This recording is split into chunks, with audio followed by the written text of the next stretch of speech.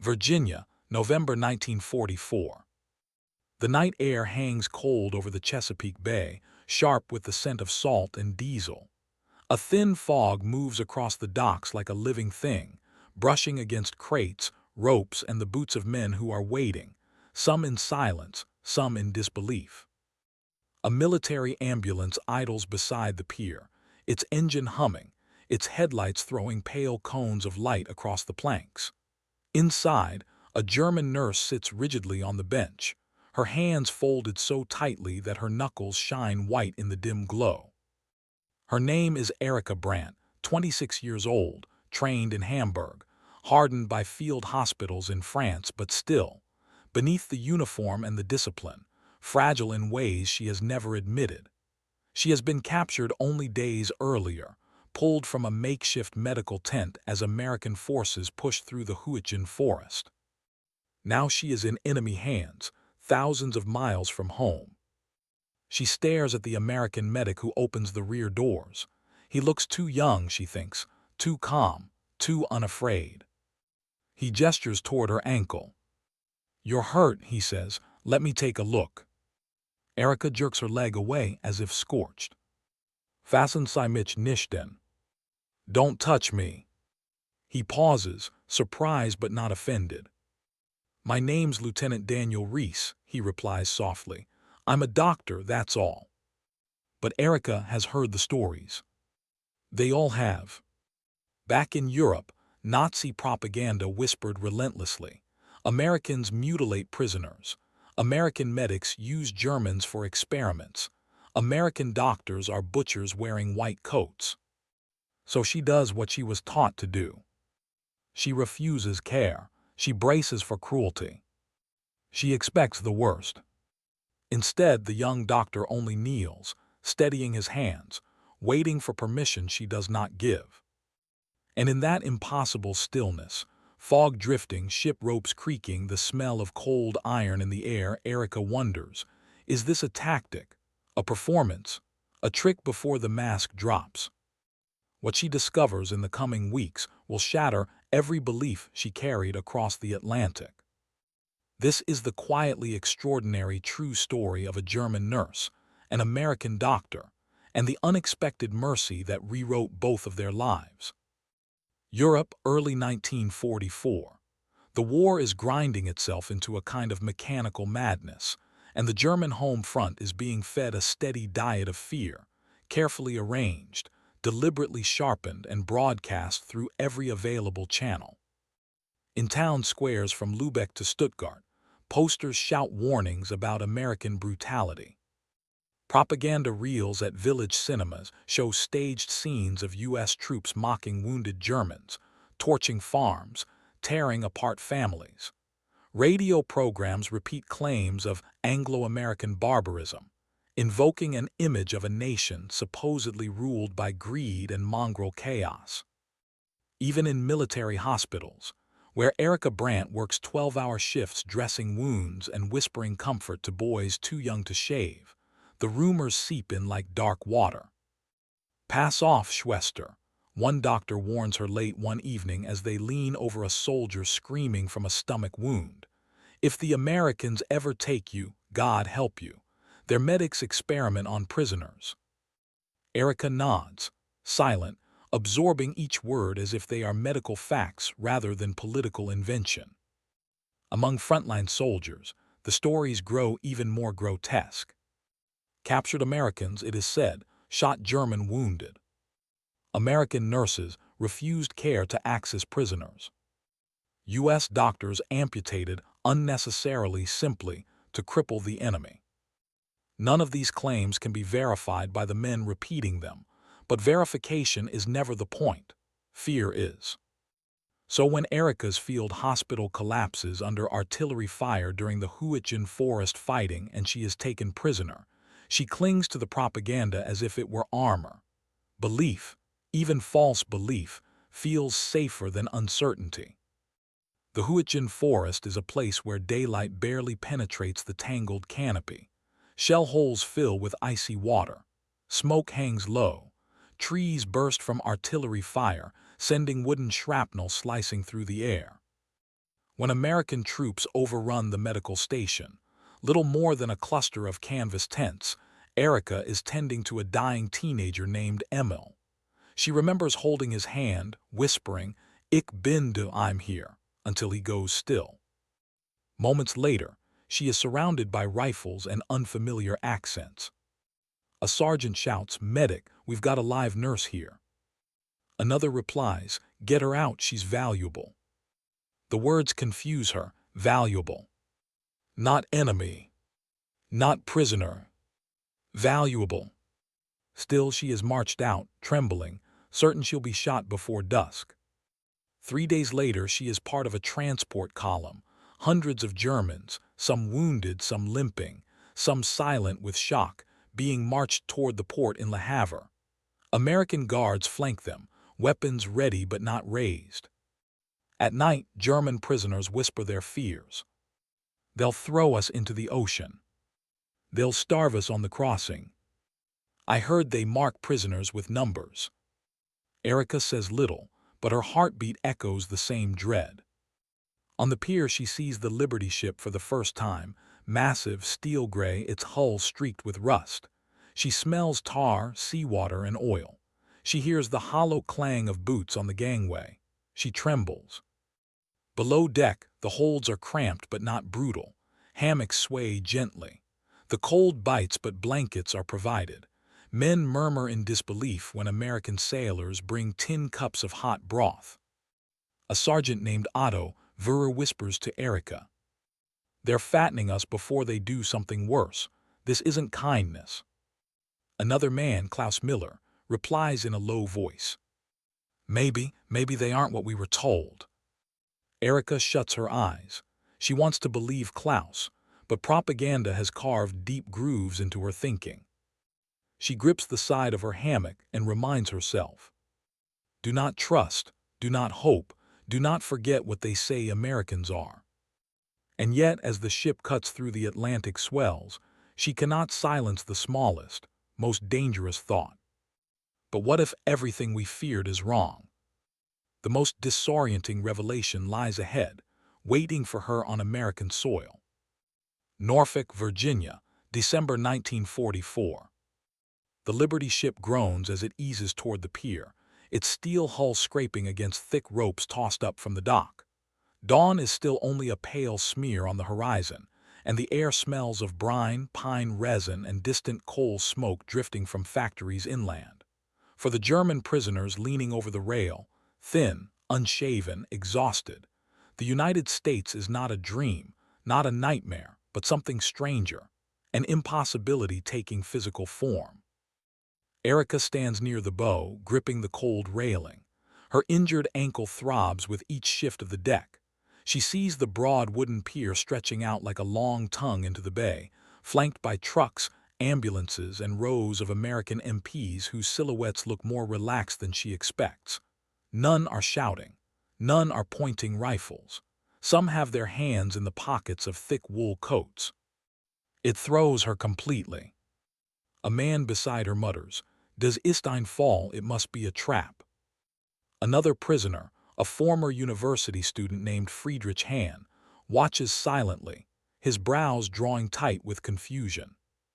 "This place smells of trees," he says quietly in German. "Freshness, not war." The ship's whistle shrieks, long, deep, vibrating the bones in the men's chests. Dockworkers shout to one another, chains clink, gulls cry overhead. And then with a final heave, the ship rests. The gangway drops. For a heartbeat, no one moves. A young MP steps forward, cupping his hands around his mouth. "Okay, fellas, we unload in groups of 20. Let's keep it orderly." Not hostile, not taunting, just procedural. Klaus Miller whispers, "They talk to us like people." Friedrich shakes his head. "It won't last, wait." But the tone stays the same. As the prisoners descend, one by one, the American guards step aside to make space. One even nods courteously as Erika approaches, gesturing toward the waiting ambulance. "Your medical staff?" he asks. She stiffens, "Yes." "You'll go with the injured." The guard's calmness unnerves her more than shouting would have. Sensory shock. The United States overwhelms her senses before she takes 10 steps on solid ground. The cold here feels different, less damp, more biting. The sky seems wider, as if someone has stretched it taut. She smells wood smoke, salt, and something else she hasn't smelled since before the war, baking bread from a nearby warehouse canteen. Her throat tightens. She hears Americans talking to one another. Cold morning, huh? Yeah, but look at that sunrise. Normal sentences, normal voices. She expected cruelty, but instead she sees a place untouched by the desperation that has consumed Europe. The first kindness. Inside the ambulance, Lieutenant Daniel Reese, the same doctor from the dock, waits with a metal clipboard. Erika's pulse spikes instantly. He looks up, offering a small smile. "You made it," he says. "How's the ankle holding up?" She does not know how to answer. No American enemy should remember an individual injury. No doctor should sound relieved. "I can walk," she says sharply. "Good, but you don't have to," he replies. "There's no medal for pretending it doesn't hurt." She flinches at the gentleness. Is this another tactic? Another facade? Yet his eyes are steady, unguarded. "Sit," he says, gesturing to the bench. "Let me rewrap it." She refuses again, folding her arms. Reese sighs, not annoyed, not angry, more amused. "All right," he says softly. "We'll wait." Wait? For what? She expected commands, threats, force, but he simply sits across from her and begins checking charts. The silence stretches, broken only by the crackle of the ambulance heater and the distant whistle of the ship behind them. Outside the ambulance windows, she watches the American soldiers guiding prisoners toward buses. No pushing, no rifle butts. One guard even steadies an elderly German officer who stumbles. A civilian approaches the line, an older dock worker with a thick coat and red scarf. He hands a cup of hot coffee to the nearest prisoner, saying, "Cold morning, warm up, friend." A civilian offering coffee to an enemy. Friedrich stares at the steaming cup as though it might explode. He whispers, "Gott im Himmel, this cannot be real." Another prisoner of war murmurs, "We're not in Europe anymore." Erika feels something shift inside her. A fracture in the polished surface of everything she believed. A tiny crack of doubt. But doubt, she knows, is dangerous. Doubt leads to hope. Hope leads to betrayal of reality, or so she's been taught. She turns her eyes away from the window, forcing herself to remember the posters in Hamburg showing caricatures of Americans as monsters. She hears again the voice of the German doctor warning her, "If the Americans ever take you, God help you." Then she hears Reese speak quietly, almost to himself. "Let's get you someplace warm, Nurse Brandt." Her eyes widen. He knows her name. She never told him. Hell. He lifts a small tag clipped to her jacket. "Found this in your pocket on the ship," he explains, handing it to her. "Didn't want you to lose it." A gesture so simple, so humane, so utterly inconsistent with the world she left behind. She grips the tag tightly, her fingers trembling. Outside, the buses rev their engines, ready to take the prisoners inland, to a place she cannot imagine. The United States is not what she feared. Not yet. Not at this moment. And that terrifies her more than hostility ever could. For kindness is harder to survive than cruelty. And Erika senses, without understanding why, that her world is about to unravel, thread by thread, until nothing familiar remains. The convoy moves inland from Norfolk under a pale winter sun that seems too gentle for a world at war. The buses rattle along narrow roads bordered by pine trees and fields of frost-bitten grass. Through the dirt-streaked windows, Erika watches a countryside that feels impossibly serene. It unsettles her more than destruction ever did. Hours pass. The prisoners sit quietly, some staring straight ahead, others whispering. Klaus Miller counts fence posts aloud to steady his nerves. Friedrich hand studies every passing farmhouse with fascination, muttering, "How can a nation at war look untouched? We bomb them, yet everything looks whole." Erika keeps her gaze low, turning her nurse's identification tag over and over in her hands. The tag feels heavier today, as if tethered to the growing weight of confusion inside her. Lieutenant Reese rides in the front seat, occasionally glancing back as though checking on her. Each glance needles her pride. Each kindness chips at her defenses. By late afternoon, the bus turns down a long gravel road that leads to Camp Ashby, a sprawling prisoner of war processing center near Newport News. The camp appears suddenly as the road crests a rise. Long rows of wooden barracks, guard towers, barbed wire fences glinting faintly in the fading light. It should terrify her. It should confirm every warning she was given. But the compound looks orderly, clean, almost industrial in its precision. As the bus doors open, a wave of warm air rolls out from a boiler somewhere nearby. Erika inhales steam, pine, and something unfamiliar, laundry soap. A faint, lemon scent clings to the crisp winter air. American MPs form lines, directing prisoners to the intake building. There is no shouting, no dogs, no fists, only procedure. A sergeant calls out, "Line up by fives, move at a walking pace, no one will be harmed." Erika looks for deception in his tone, but finds only boredom. Inside the processing hall, electric lights buzz overhead, casting a bright white glow across tables, clipboards, and medical instruments. Erika stiffens instinctively at the sight of a row of stethoscopes and glass thermometers. Reese stands near the far wall, sleeves rolled, talking to another doctor while flipping through a stack of forms. When he spots her entering, he excuses himself and approaches. "How's the ankle?" he asks, gentle as always. She almost snaps an answer, but exhaustion gets the better of her. "It hurts," she admits quietly, surprising herself. He nods with the solemn approval of a doctor, hearing an honest symptom for the first time. "Come with me." She is led to a curtained corner where he removes her boot with practiced care. She winces. He pauses. "Tell me if I'm hurting you," he says. No German doctor had ever said that during her training. Pain was a fact. Endurance was expected. Compassion, she was told, was inefficient.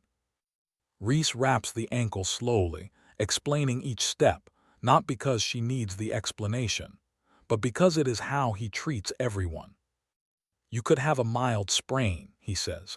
"We'll schedule you for re-evaluation in a few days. For now, you're on limited movement." "Why?" she asks sharply. "Why do you care if I am injured? I am your prisoner." His brows draw together, not angry but perplexed, as if she has asked why the sky is blue. "Because you're a patient," he says simply. The words hit her harder than any blow. Processing continues late into the evening. Prisoners rotate through stations. Identification photos, fingerprinting, questioning, distribution of belongings. An American corporal explains each step in slow, clear English. "When we take your belt, it's temporary. When we take your shoelaces, it's temporary. No one here will harm you." A prisoner of war ahead of Erika frowns. "Why say that? In Germany, they don't explain anything." The corporal shrugs. "Because it's the right thing to do." The casual tone disarms them more than any kindness. At the interview table, a young intelligence officer asks questions in accented German. "Name, unit, occupation, injuries." When Erika answers nurse, his demeanor shifts, respect not suspicion. "We'll place you with the medical block for now," he says. Your skills might be useful to us. Useful. Not dangerous. Not expendable. By the time they are escorted to the mess hall, night has fully fallen. Floodlights bathe the walkways in a soft, artificial glow. The mess hall doors swing open, releasing a wave of warmth and a smell so intoxicating Erika stops mid-step. Bread. Real bread. Freshly baked, soft, aromatic. She nearly cries. Inside, prisoners move through a cafeteria-style line. Kitchens clang with activity. American cooks ladle stew into metal trays, thick beef stew with potatoes, carrots, peas. A cook places a roll on each tray, adding, "Eat up, boys. Cold night out there." Friedrich stares at his portion in disbelief. "We ate sawdust bread in Aachen," he whispers. Klaus nods, eyes shining. "And look, meat, actual meat." Erika steps forward. A cook places food on her tray, but pauses when he sees her limp. "You need help carrying that, ma'am." She freezes. "Ma'am." "No," she mutters, clutching the tray, retreating to a corner table. She takes one bite of the bread. Her mouth floods with warmth, salt, softness. It tastes like 1938. Like home before everything fell apart. She fights tears. All around her, POWs eat cautiously at first, then hungrily. Conversations rise, incredulous, fragmented. "This is good. Do they feed us like this every day? Why would they waste food on enemies?" Klaus mutters, "This is more than the Wehrmacht fed us, more than Germany can feed anyone now." The realization lands like an invisible weight on the room. Later, the prisoners are guided to barracks lined with wooden bunks and wool blankets. The heat radiates from a central stove. On each bunk lies a clean pillowcase, a new bar of soap, and a small notice printed in German. "You will be treated in accordance with the Geneva Convention. Report mistreatment to any officer." Klaus reads it twice. Friedrich reads it aloud, shaking his head. "This is impossible." Erika sits on the lower bunk, her ankle throbbing. The pillow waits beside her. She touches the fabric, soft and freshly washed. A pillow. For a prisoner. No one in her field hospital had a pillow. She whispers into the dim barracks air, almost not believing the sound of her own voice. This is not real. Over the next 2 days, the routines of camp life begin to take shape. Roll call at sunrise, calm, orderly. Breakfast, oatmeal, fruit, sometimes eggs. Laundry days with access to warm water. Short walks between barracks for fresh air. Medical checks. Mail collection procedures explained clearly. At every turn, Erika expects the mask to drop. For cruelty to emerge. For punishment to begin. But nothing comes. Instead, Reese visits her twice daily, checking her ankle, asking about her sleep, recommending she take short walks to maintain muscle strength. On his third visit, he asks gently, "Have you eaten enough today?" She snaps without meaning to. "I do not need your concern." He simply nods. "Doesn't mean you don't deserve it." She has no answer. The contradictions pile higher each day. Posters said Americans were monsters. But American guards tipped their hats when passing female prisoners. Propaganda warned of torture. But the nurses' barracks have extra blankets. They were told Americans would starve them. Yet she watches a cook slip a second bread roll to an elderly German prisoner who reminds him of his father. Expectation. Reality. A widening gulf. And somewhere between those two, Erika feels herself loosening from the familiar gravity of fear. But change is its own kind of terror. Because if everything she believed was a lie, then who is she now? And what will she become in this strange, contradictory land? Winter in Virginia has a clarity that German forests never offered. The sky is wide, the air brittle with frost, and each breath hangs like a wisp of smoke in the sunlight. For the prisoners of Camp Ashby, this is their first taste of labor beyond barracks, a task that is at once mundane and disorientingly ordinary: farm work. Rows of tilled soil stretch beyond the barbed wire fences, dotted with American farmers in heavy coats, hats pulled low over their ears. Horses snort steam into the cold air as wooden plows scrape against the earth. For Erika and the other POWs, the landscape seems almost surreal, a reminder that life continues beyond war, and that this life does not belong to them, yet allows them participation. Erika is assigned to the medical block, naturally, helping treat minor injuries among prisoners and occasionally assisting American medics with routine care. Klaus Miller and Friedrich Hahn are sent to work the fields, shoveling snow, feeding livestock, and tending vegetables for the camp kitchen. Tasks are physically demanding but safe, structured, and punctuated by moments of levity and human interaction. At first, every act of labor feels like a trap. Friedrich complains quietly. "They watch us like hawks, any wrong step and—" But Otto Wehrer, older and steadier, interrupts. "No, look, they just expect work, not punishment, try your hand." Klaus kneels to inspect a row of beets. He notices frost on the leaves sparkling in the morning sun. He inhales sharply. "It smells like home," he whispers. Friedrich shakes his head. "Not our home, not yet." Interactions with civilians are the most jarring. Farmers supervise the POWs with patience, guiding hands that tremble with muscle memory of war, instructing without shouting. One farmer, an older man named Hiram Collins, watches Erika as she passes by the fields, carrying trays of vegetables for the kitchen. "Careful with that," he says gently, tipping his wide-brimmed hat. "You don't want to bruise it." Erika startles. She expects mockery, suspicion, maybe insult. Instead, it is ordinary courtesy. Later, Hiram hands her a small tin of apples from his orchard. "For the barracks," he says with a smile. Klaus observes, incredulous. "They treat us like humans." Otto Wehrer mutters. "Not like the enemy, humans." The distinction is uncomfortable, destabilizing. The POWs discover a world beyond propaganda.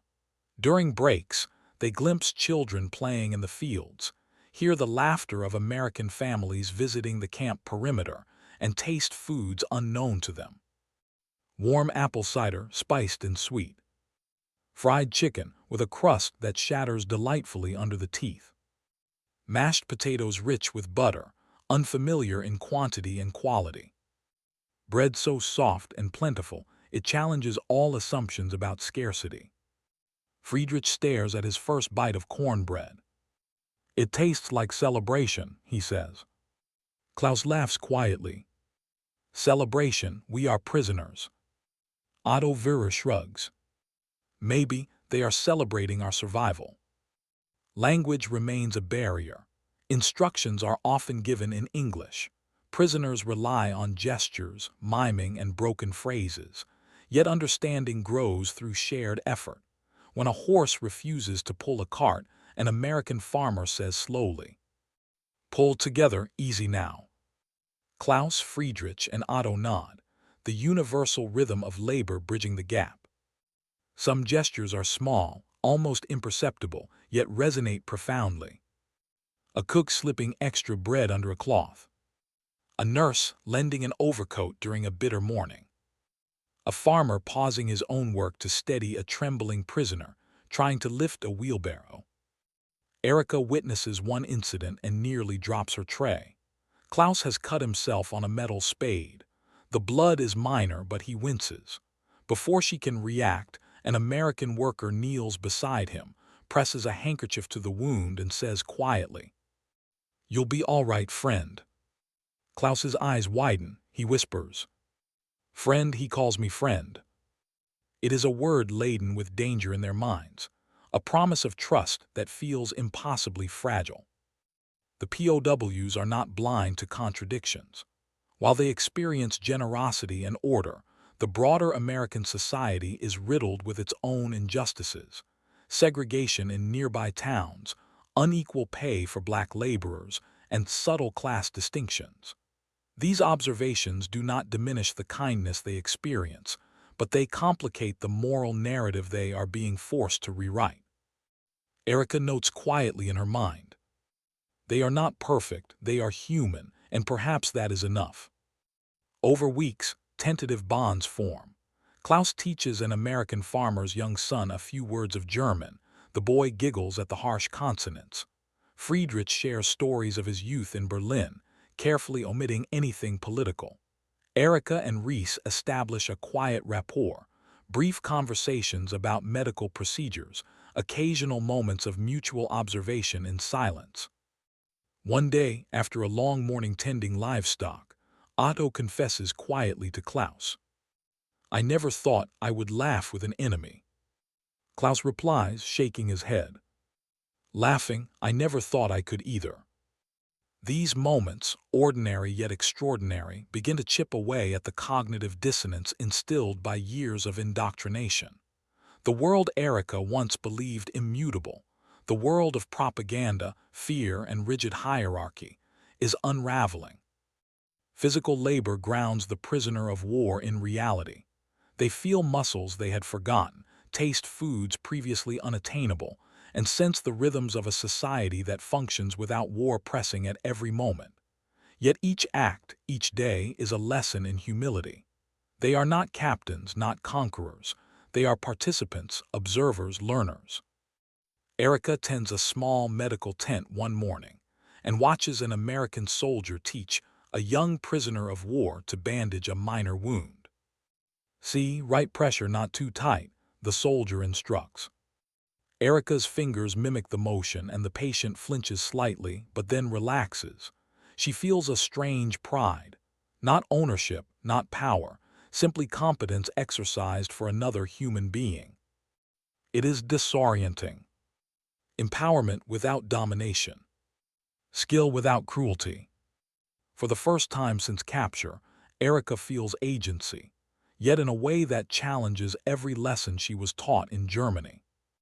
One evening, as the sun dips low and casts long shadows across the fields, Erika pauses to watch Klaus, Otto, and Friedrich feeding chickens.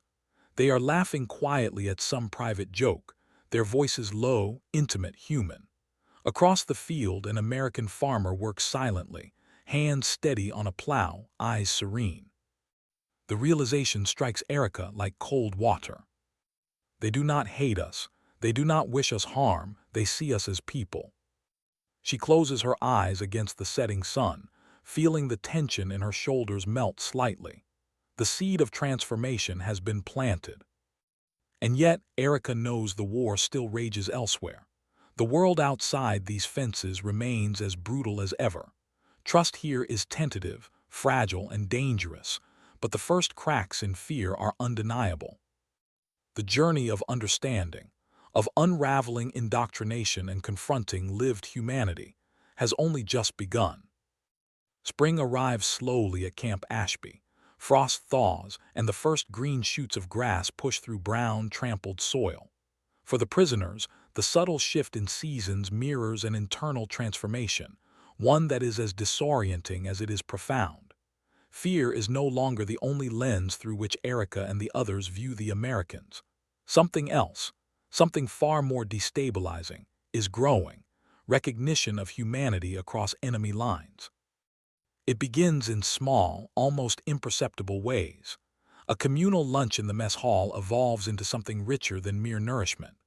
On one warm spring afternoon, the Germans sit alongside their American hosts, trays laden with stew, mashed potatoes, and freshly baked rolls. Erika picks at her food, reluctant, unsure whether eating in this company is acceptable. Lieutenant Reese notices. He slides a small plate of apples toward her. "For you," he says quietly. She hesitates, then accepts. The sweetness floods her senses, but the act is more than culinary. It is trust offered without demand. Klaus Miller, sitting nearby, whispers to Otto Wöhrer, "I never thought I would share bread with an American." Otto's response is simple, yet profound. And yet here we are. Small talk evolves into tentative storytelling. Prisoners share childhood memories, favorite books, homes left behind. Americans, in turn, reveal their own lives, farms they inherited, families they support, mundane joys interrupted by war. Laughter punctuates conversation in a way Erika has long forgotten. For the first time, she experiences the cognitive dissonance fully. All the indoctrination, all the warnings, clash violently with lived experience. Fear battles empathy, suspicion grapples with gratitude. One afternoon, Erika accompanies Reese to tend a minor wound on a prisoner of war who had injured his hand during farm work. As she works, Reese notices she is shivering and pulls his coat around her shoulders. The gesture is small, almost incidental, but Erika feels an unfamiliar warmth, an acknowledgement of her existence beyond her uniform, her nationality, or her prisoner status. Later, Friedrich Hahn recounts another incident. An American farmer named Samuel Pritchard offered him a fishing pole on a Sunday afternoon. "Catch what you can, fry it for dinner," he said. No strings attached, no oversight, just trust extended to those they had every reason to fear. Klaus Miller recalls watching Pritchard laugh with a group of German prisoners as one of them clumsily untangled a fishing line. Klaus whispers, "I cannot believe this is allowed." Otto Vera replies, "It is allowed because it is real. They do not need to hate us to be Americans." As weeks turn to months, the prisoners confront an inner turmoil Erika describes in her journal. "Everything I was taught screams at me, distrust, fear, obedience. And yet each day here I see humanity. Why does kindness feel like betrayal?" Erika witnesses these contradictions most vividly in her own role. She is trained to heal and protect, yet in Germany, her duties were bounded by allegiance to ideology. Here, she tends wounds without prejudice, applies bandages without suspicion, and observes the Americans' practices of care, hygiene, and dignity. Every gesture undermines years of propaganda. In one powerful scene, she reflects while walking between barracks after nightfall. "I have been told Americans are monsters. They are not. I have been told they would never care for us. They do. My hands heal them, my hands are free, and in this freedom I feel alive." Other POWs experience their own moments of revelation. Klaus Miller, once consumed by rage at Allied forces, develops a friendship with a farm boy named Billy Thompson, teaching him German phrases while learning English in return. Klaus describes in a letter to his mother, "I have laughed with an American, and I do not feel shame in it. Is this what peace feels like?" Friedrich Hahn struggles more internally. His loyalty to his homeland clashes violently with the reality before him. One morning, he helps an American nurse distribute medicine to sick children in a nearby town. "I am breaking my own rules," he admits quietly to Otto, "and yet it feels right." Otto Verrer observes the racial and social inequalities that exist outside the camp, but acknowledges them without letting them tarnish his perception of immediate kindness. "Even imperfect humans can teach us what is possible," he tells Klaus one evening. The American camp authorities encourage prisoners to engage in reading, discussion, and study. Books are supplied in German, and discussions about history, civics, and philosophy are held to counter indoctrination. Erika finds herself attending sessions reluctantly, listening as men debate the nature of government, morality, and personal responsibility. One lecture by a visiting historian leaves a mark. "To understand the world, you must see it through eyes other than your own," he says. Erika remembers repeating it silently as she walks past the fields. It feels like a key turning in a lock long rusted shut. The most profound transformations occur in intimate, unscripted moments. A German prisoner of war comforts an American child who had lost his father in battle. An American medic waits patiently as Erika hesitates over a difficult procedure, offering gentle guidance instead of criticism. A shared campfire where prisoners and guards exchange stories, jokes, and songs from their respective homelands. Each moment chips away at hatred, suspicion, and indoctrination. By the time spring fully blooms, the prisoners feel a disorienting mix of gratitude, humility, and shame for their previous beliefs. Erika records in her journal, "I was prepared to hate, to fear, to obey, and instead I have learned to see." Yet transformation is not blind.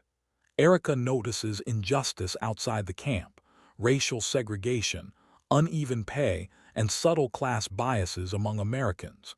She struggles to reconcile these realities with the benevolence she experiences personally. It teaches her that humanity is complicated, often contradictory. People can be kind and flawed simultaneously. The lesson is humbling, unsettling, but vital. The defining moment comes one late evening when Erika, assisting Reese in treating a minor injury, hesitates, afraid to touch the patient. Reese smiles reassuringly. "You've done this 100 times. Remember who you are, not what they told you to fear." Erika takes a deep breath, applies the dressing, and experiences a profound internal release, a surrender to reality over propaganda, to human connection over fear. She whispers under her breath, "Maybe not all enemies are monsters." This small but seismic shift will define the remainder of her captivity and echo into her post-war life. The war ends quietly for Erika and the other prisoners of Camp Ashby. By April 1945, news arrives. Germany has surrendered. Victory parades in European capitals are a distant, abstract concept to the POWs. For them, the world beyond the camp fence remains a mixture of memory, rumor, and anticipation. Repatriation begins slowly. Trucks line the barracks, loading prisoners for transport to ports of embarkation. Erika watches her companions board with a strange mix of relief and apprehension. Each step toward home is a step into the unknown. Home has been transformed by war just as she has. On the journey back, she reflects on the long months of captivity. She recalls the fear and expectations instilled by propaganda, the disbelief at the kindness of Americans, and the small moments that shattered her assumptions. She recalls Lieutenant Daniel Reese kneeling by the dock, Hiram Collins offering apples, and the shared laughter over work in the fields. Klaus Miller writes in his journal, "I leave this place heavier and lighter at the same time. Heavier because the world I knew is gone. Lighter because I have glimpsed what it can be." Friedrich Hahn is quieter. He stares out the train window at passing towns, at destroyed bridges, at landscapes altered by years of battle. He whispers to Otto Wöhrer, "I do not know if I can ever return to the same mind I had, and yet I hope I do not forget this." For Erika, the war has ended externally, but the real transformation is internal. She realizes that the image of Americans she carried, one shaped by fear, propaganda, and partial truths, was incomplete. Human kindness, empathy, and dignity exist even amid the machinery of war. She writes in a letter to a former colleague, "I was ready to die hating them.